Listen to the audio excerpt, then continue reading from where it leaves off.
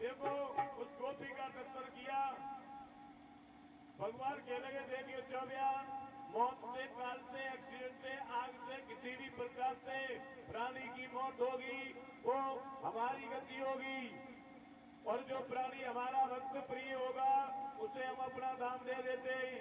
यह मृत्यु की भगवान कन्हैया ने अर्जुन को गीता में उपदेश दिया।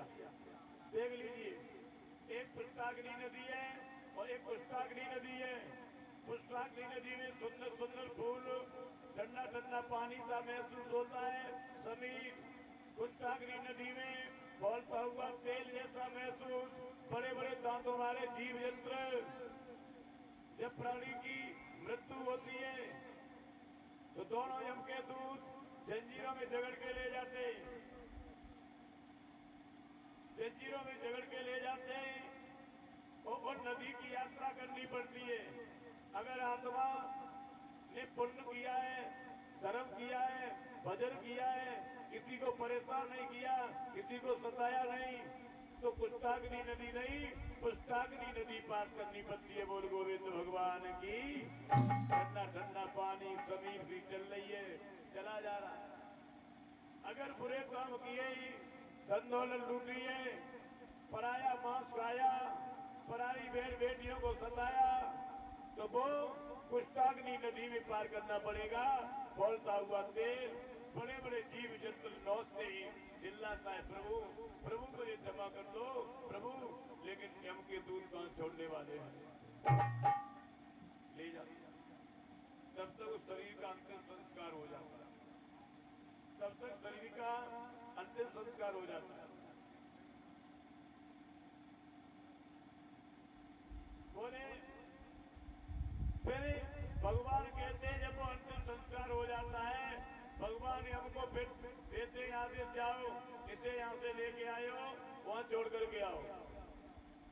दोनों यम के दूत उसी मार्ग से लेकर के आते हैं जिस मार्ग से उस आत्मा को लेके तड़पता है, चीखता है, वहीं पर छोड़ देते, यहाँ से उठाया, तब तक उसका अंतिम संस्कार हो गया।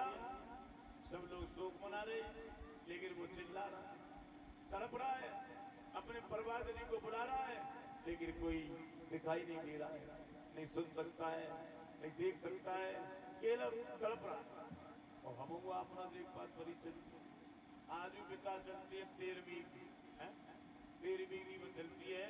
जब 13वीं हो जाती है, दान पिंड हो जाता है, 13 दिन तक वो आत्मा वहीं पर सताती है, रहती है। जो पूरे जीवन में कारनामा करे वो 13 दिन में एक शीशे की तरह चित्र चलेगा लोगों।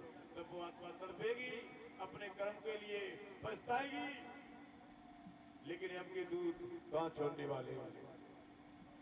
जब दान पिंड हो जाता है 13वीं संस्कार के बाद, दोनों यम के दूत फिर पकड़ के ले जाते हैं और उसी मार्ग से ले जाते हैं। बोल गोविंद भगवान की। भगवान के लगे धन्य चौबिया, तुम संसार की लोग लाभ छोड़ करके भगवान के आई हो। भगवान कन्हैया बंसी को बजा रहे हैं और इधर देख लेते कैलाश पर जब पार्वती मैया के काने में बाज गई तो सब श्रृंगार कर ले पार्वती मैया, सब श्रृंगार करके। देखिए कवि यहाँ पर भी कल्पना करता है लली, पहले हमारी माता बहनों के 16 श्रृंगार थे, 16 राहुल 16 श्रृंगार, और अब हमारी माता बहनों के हो गए 17 श्रृंगार। 17 श्रृंगार कितने लोग जानते हैं? हाँ बता।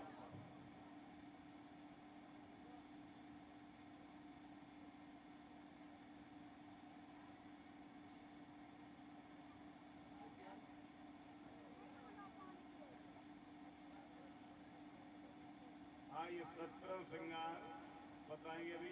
और ये रवि बाबू 51 रुपया बकावली से भिजवा रहे भगवान के दरबार में।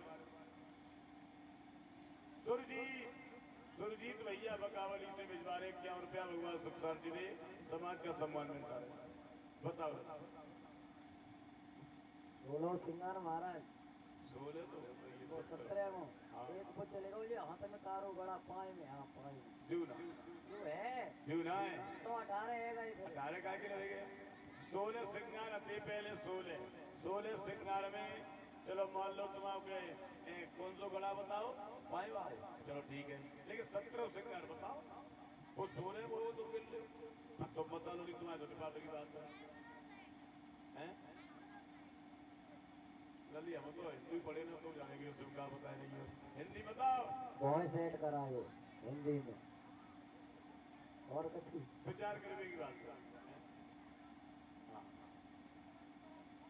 बताओ पहले नहीं था, पहले नहीं था लोगों परिचय जी, पहले नहीं था, आज वर्तमान में चल रहा है। और माता बहनों की बात ना हमारे से तो भाई साहब करवाता है। हाँ। ये बहुत फैशन चल रहा है, पहले नहीं बता फटे कपड़ में भी विचार करने की बात है। देखो हमारी बात में हंसी जरूर होगी लेकिन कुछ ना कुछ छुपाओ। पहले ये श्रृंगार नहीं था, अब देवताओं देवियों ने एप्रोचेट और कराना चालू कर दिया। ब्यूटी पार्लर पर देखो, चाहे वो पूरा मतलब सब माँ तो फट जाए। तो पार्वती मैया श्रृंगार कर रही, भोले बाबा आएंगे, भोले बाबा आएंगे, पार्वती ये बताओ इतने तो मतलब कब श्रृंगार करके कहूँ केला पर आज चक्कर पाम आता है कहाँ जाए नहीं है? तो पार्वती बोली कि देवल को लीला लीला और लीला घनक श्यामती ये सारी बोला अपने ही पार्वती।